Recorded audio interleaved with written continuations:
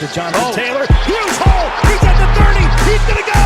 10, 5, touchdown. Jonathan Taylor made a man miss the line of scrimmage and then runs it into pay dirt for a one-handed INT. Are you kidding me? Kenny Moore. What a play by Nyheim Hines.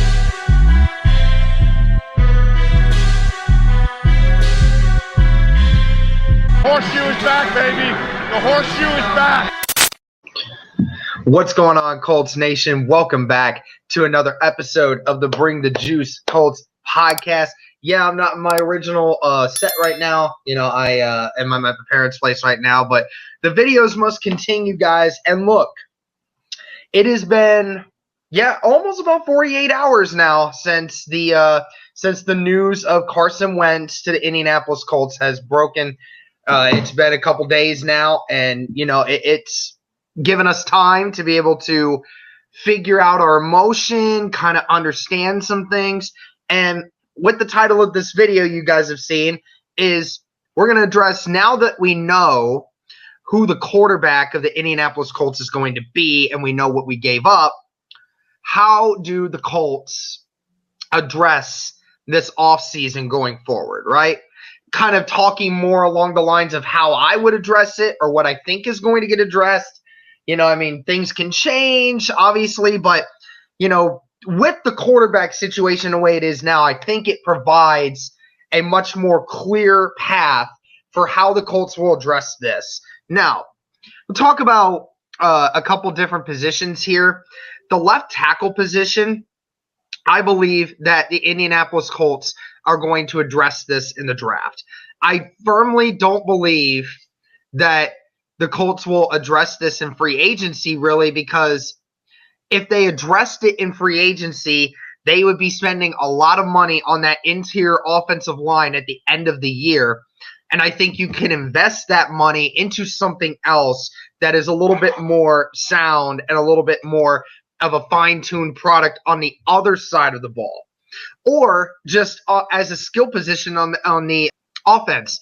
I think drafting a tackle is a much better option at this point because it allows you to get a younger player who you can come in and groom, who you can groom to be the number one starter right off the bat, and it will cost you less money. That's the ultimate thing here is cap, right? Because the Colts are going to have over $50 million to invest in free agency, which is great. We can invest a lot of that money into two big-name free agents that come in and do what they need to do, right?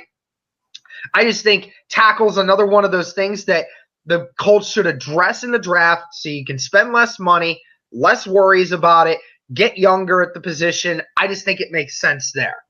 Now, when we're talking about edge rushers, this is some of the guys here that we have that I'm just pulling up some of the names here.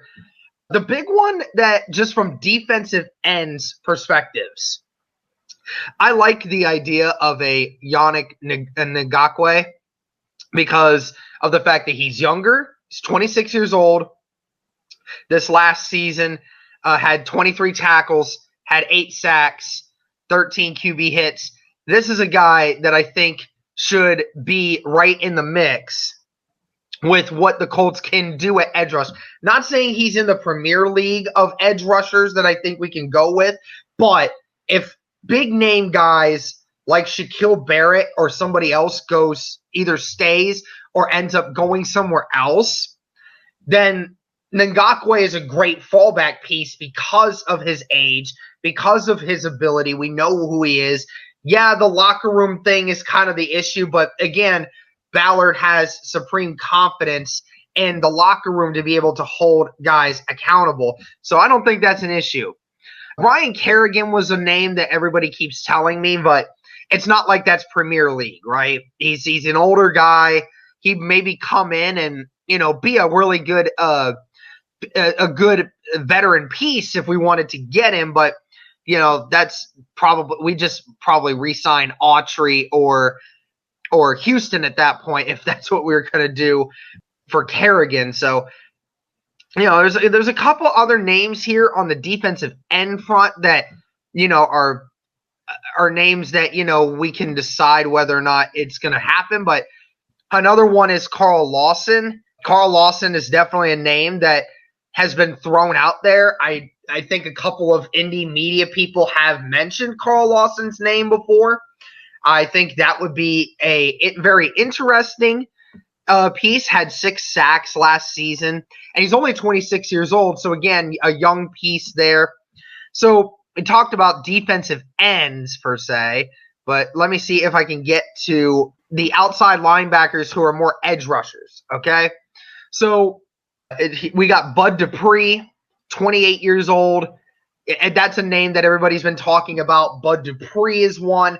Again, not the premier edge rusher or linebacker in that defensive system, but that defense certainly looks a lot different when Bud Dupree is not out there. Had 8 sacks before going down, ultimately. I mean, Bud Dupree would be a great option. I think that would be one that could definitely help us right away. We've talked about Shaquille Barrett, 29 years old. The dude is is just an edge rush god.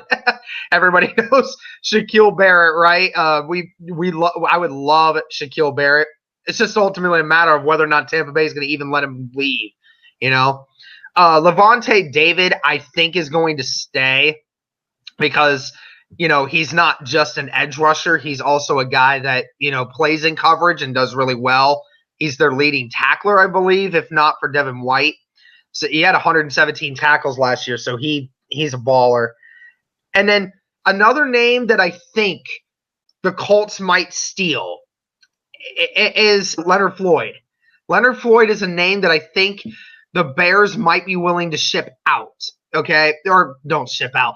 That he may be willing to escape from that place because he's 29 years old. This last year had 11 sacks. He's a great edge rusher as a guy that can go out and do that. And you probably wouldn't have to pay him premier dollar to get him. You're going to pay a pretty penny, but I like Leonard Floyd as an option there for that. So Leonard Floyd, again, another great name that I think we should consider.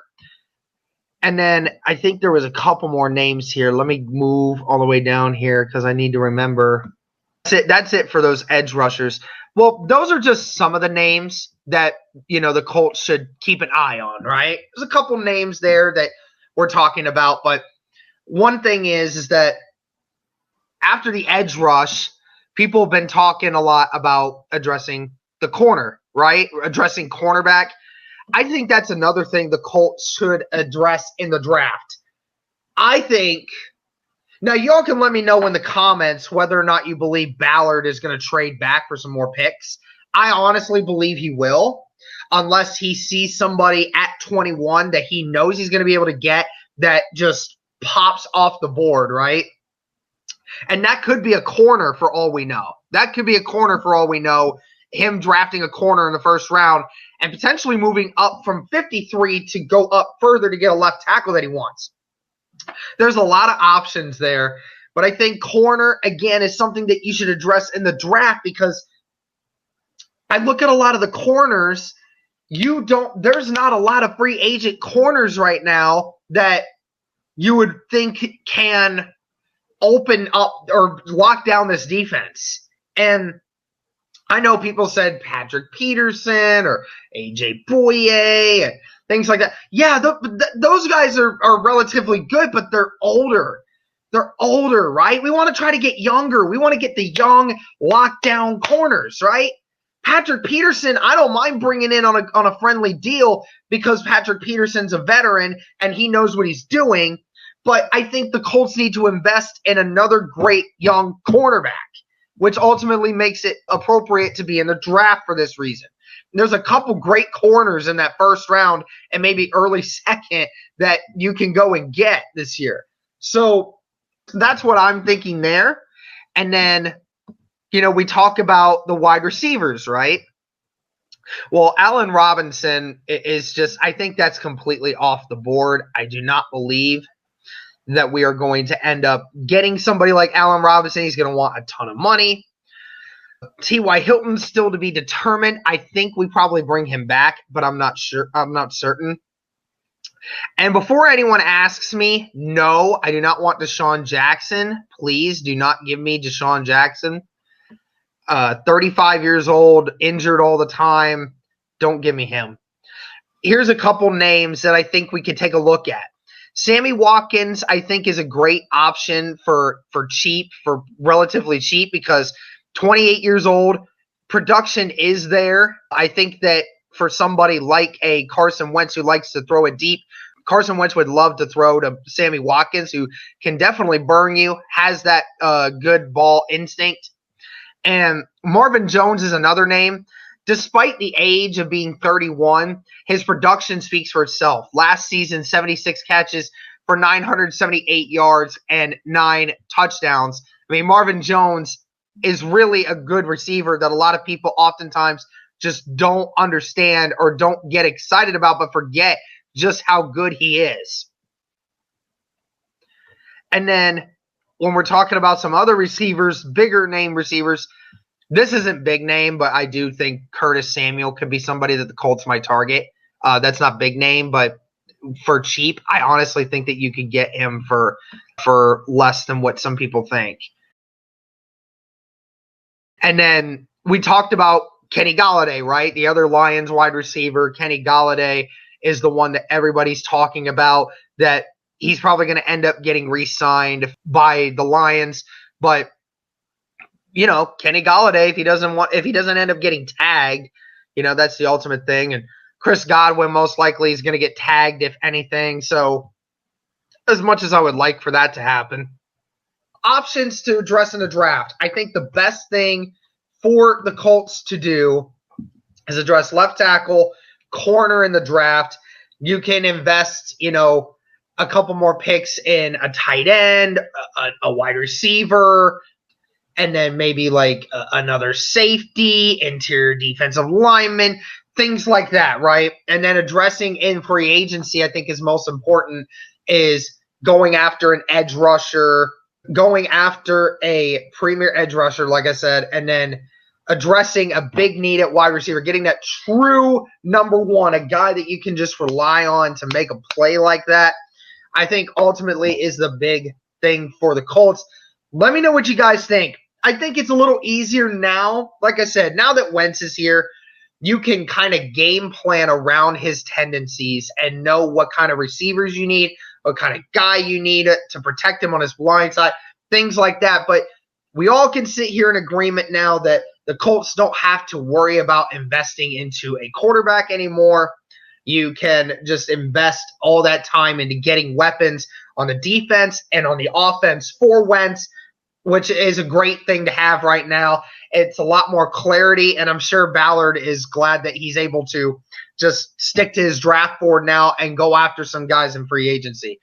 So thank you guys so much for tuning in, and as always, go Colts.